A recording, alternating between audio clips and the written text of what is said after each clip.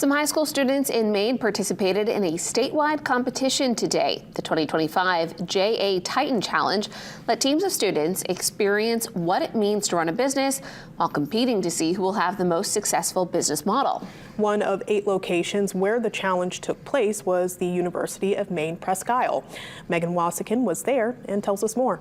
Students come together throughout the state to compete in the 19th annual JA or Junior Achievement Titan Challenge. The JA Titan Challenge is a simulation of a business that teams of students have to successfully run. They're representing a CEO, a COO, and a finance officer of each company on their team. They're making business decisions, on the fly.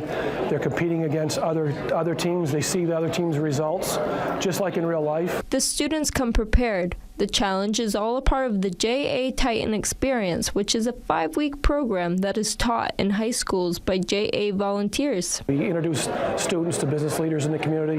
They get to, be on a team together and learn a lot about each other. They talk about their own businesses that we represent. Each team has to avoid going bankrupt while facing different types of scenarios, and fast decisions have to be made that may help or hurt their business. We had a strike in our marketing, and we had to lower things there and basically help them, reassure them, give them less hours so we can manage our people better and make sure we can get back on track with our projections. One team in the region will come out on top.